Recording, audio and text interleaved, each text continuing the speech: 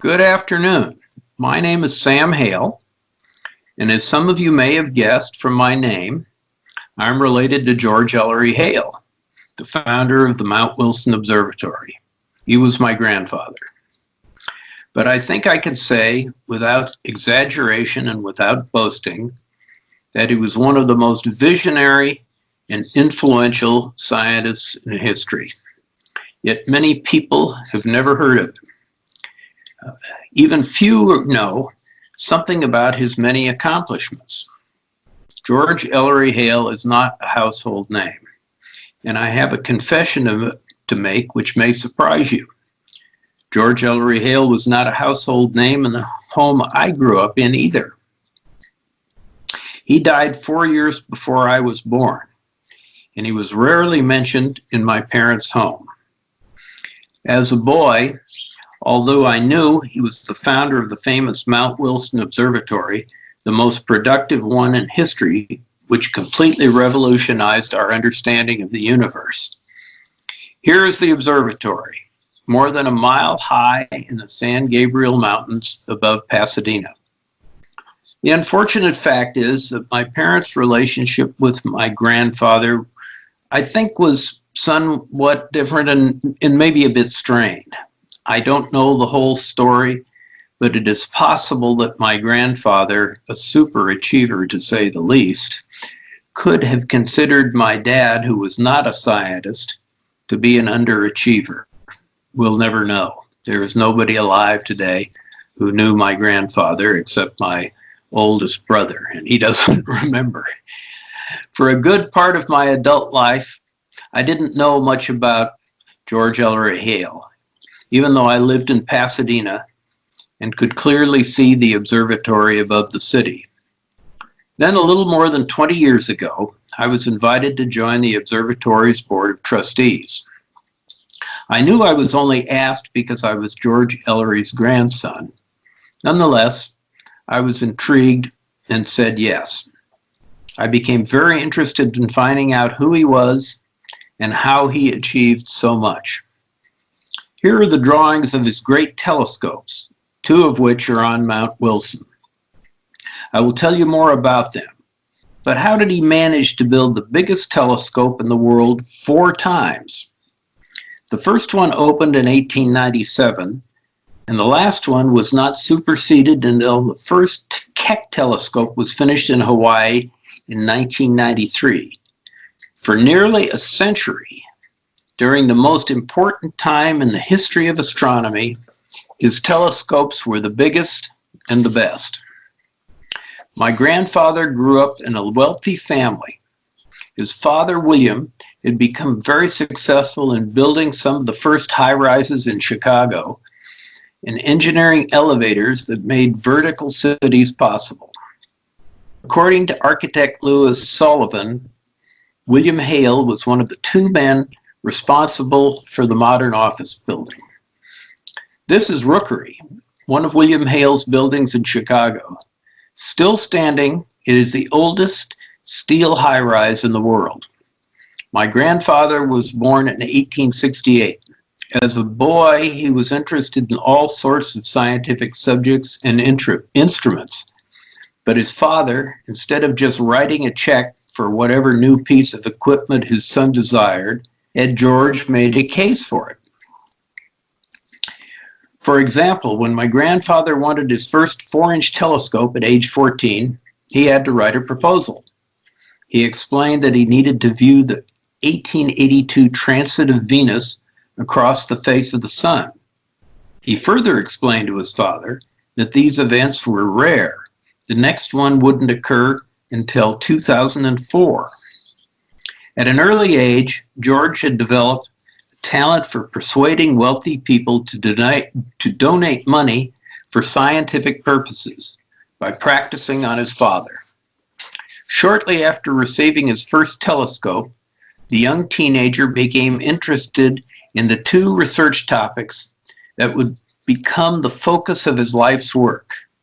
The first being solar astronomy. Hale would frequently remind people that if you want to understand the stars, you should spend a lot of time and effort on the sun, as it's the only star we can study up close. During his later years, he would often say, perhaps only half in jest, that he was a sun worshiper. The second was spectroscopy. This was a relatively new area of physics where you could pass light from any source through a prism and spread it out into all its colors. By studying the light at different wavelengths, you could learn a great deal about its source. For instance, here we see a solar spectrum with dark absorption lines that reveal the different elements of the sun. When Hale found out that you could know what the sun was made of by studying its light, he was hooked. Here is Hale as a student at MIT, where he studied physics. He spent his weekends at the Harvard Observatory, which was right down the street.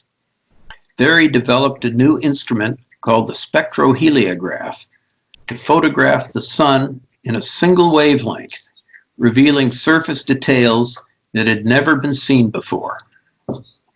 He also undoubtedly heard of Mount Wilson for the first time, as Harvard had just set up a small observatory there to test the astronomical seeing conditions.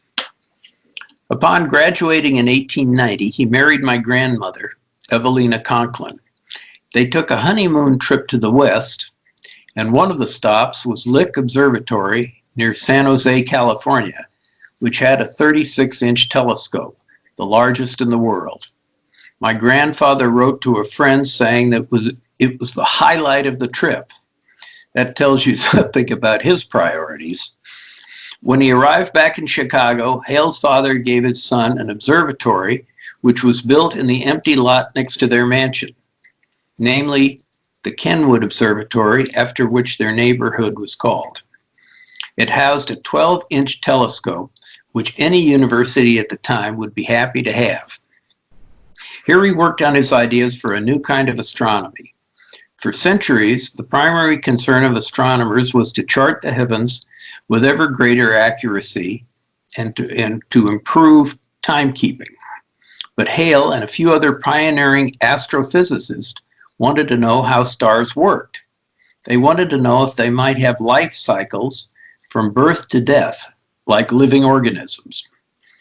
Their new discipline would combine laboratory experiments with telescope observations to really begin to unravel the mysteries of the stars through spectroscopy. 1892 was a really good year for Hale. He and his father negotiated with the new University of Chicago to donate the Kenwood Observatory to the school, and in exchange, Hale would become the head of their new Department of Astronomy.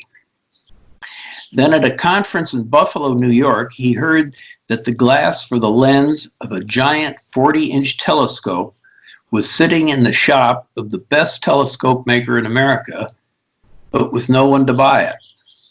He rushed back to Chicago and, using his father's business connections, found an individual to build the telescope, Charles Yerkes. Yerkes had gained control over a large area of Chicago's mass transit lines. He had a well-deserved reputation for corruption, bribery, and blackmail.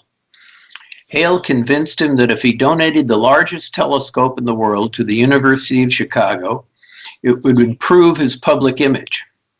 The news of the gift did improve his standing, and he ultimately paid for the whole observatory building, which was built 70 miles north of the city in Wisconsin. Hale was only 24. In just 10 years, he had gone from a 4-inch telescope to soon having the biggest one in the world. Here is the giant 40-inch refractor at Yerkes Observatory, finished in 1897. It is still the largest refracting telescope ever made, using a large lens to focus the light instead of a mirror. Before it was even finished, Hale knew it was obsolete. Reflecting telescopes using large mirrors to focus the light were the future. They would be much better for spectroscopy and astrophysics, and given the funding, could be made much larger than lenses. George Ellery Hale also had an eagle eye for talent. Over the years, he attracted the very best instrument builders and astronomers to his observatories. In Chicago, he met the man who would make these next telescopes possible, master optician George Willis Ritchey. While he does not look like a fun guy to hang out with, Ritchey, largely self-taught in optics, became the best optician in the world, the ideal OCD perfectionist to spend years grinding and polishing the world's largest telescope mirrors. He was a genius, the Wright brothers of telescope making. Here is Ritchey's 24-inch reflector in a small dome at Yerkes. You can see the mirror at the bottom of the telescope too.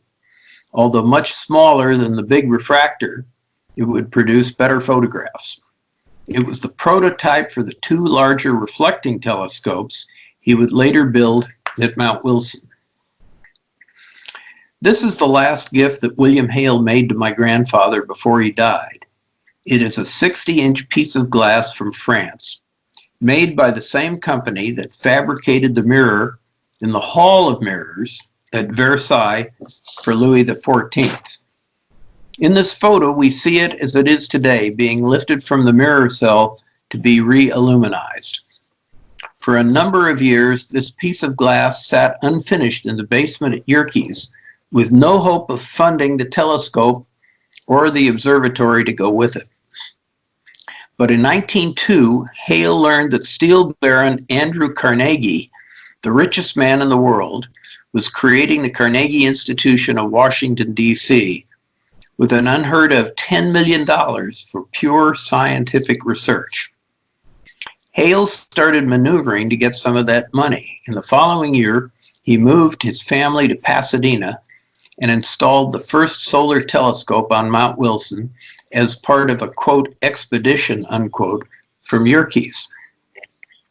In 1904, he received word from Carnegie that the institution would fully fund his new observatory, including the 60-inch reflector.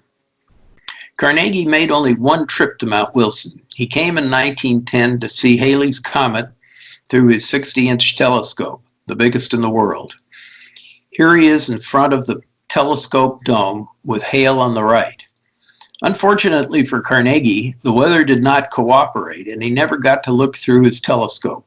He was gone the next day. At his new observatory, Hale built the 3 solar telescopes that led to many basic discoveries about our nearest star.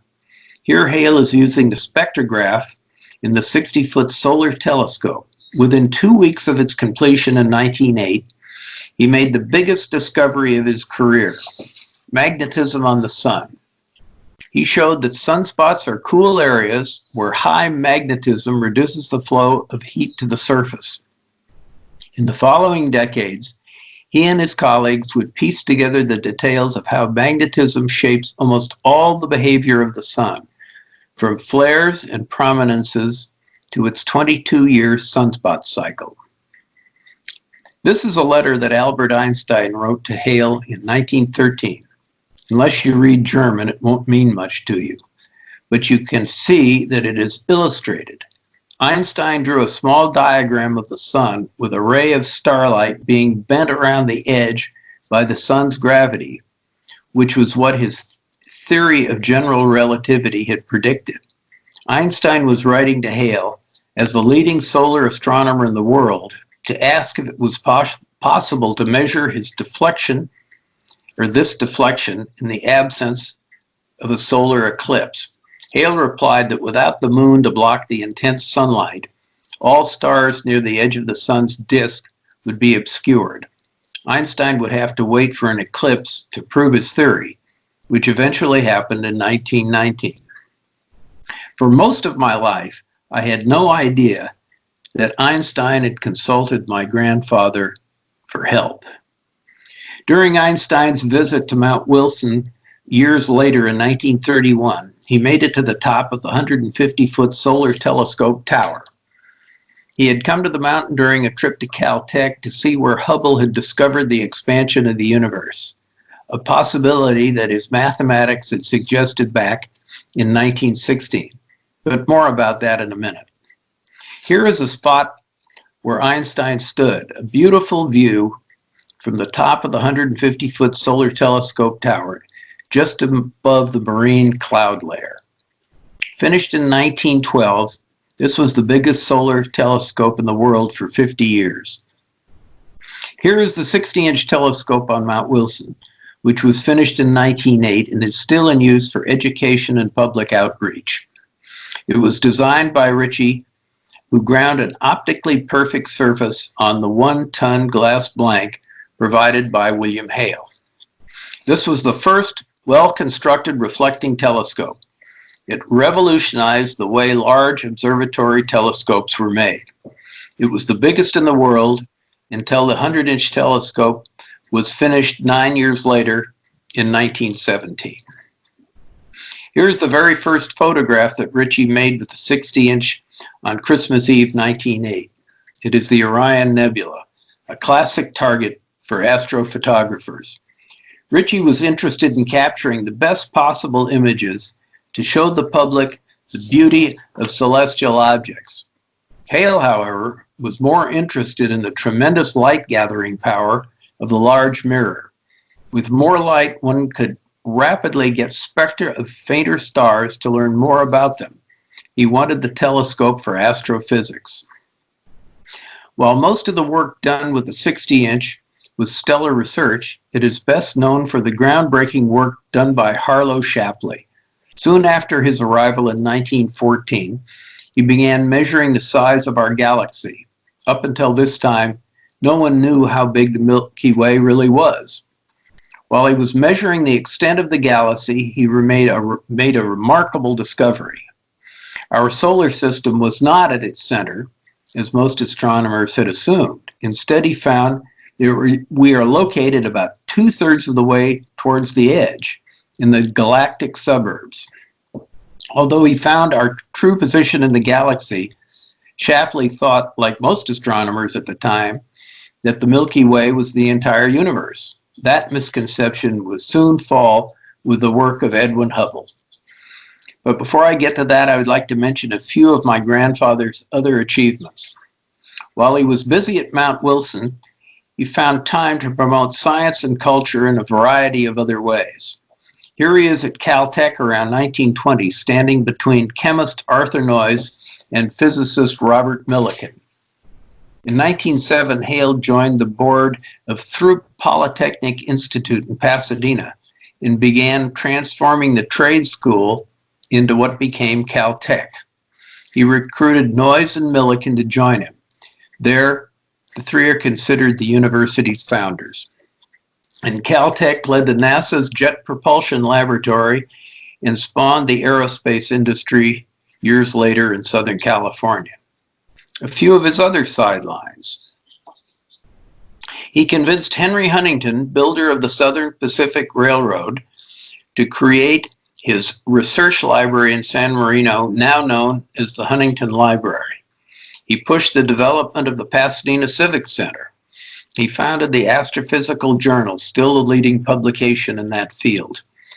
In Washington, D.C., he played a key role in founding the National Research Council and building a home for the National Academy of Sciences. In addition to his 5 observatories, he oversaw the design of the Griffith Observatory in Los Angeles. If you ever visit the CALTECH campus, look for this architectural element, Some of the building columns are adorned with capitals showing Hale with a telescope.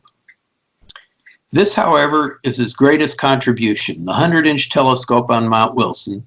Financed by Carnegie, it ushered in the era of big science. Finished in 1917, it was the biggest telescope in the world until 1949. It is here where we discovered the universe, beyond our galaxy. The last act of the Copernican revolution began nearly 500 years ago. Pictures do not do it justice. I urge you to come up to the observatory and see it on a tour or during one of our events. It is truly inspirational to step inside the dome. It is a temple to science.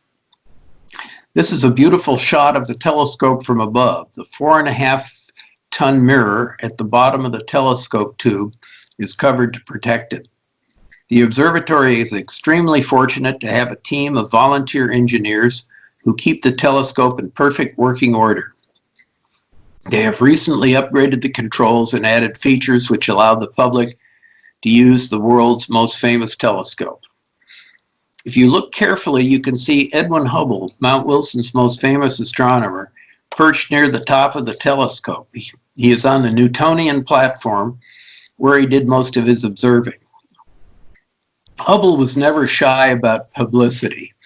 Here he is posing for a photograph next to the Newtonian focus, where he would collect light from distant galaxies with glass photographic plates. Just for completeness, here's Hale's last big telescope, the 200-inch at Mount Palomar, 90 miles south of Mount Wilson in northern San Diego County. In 1928, my grandfather was able to talk the Rockefellers into financing it through CALTECH.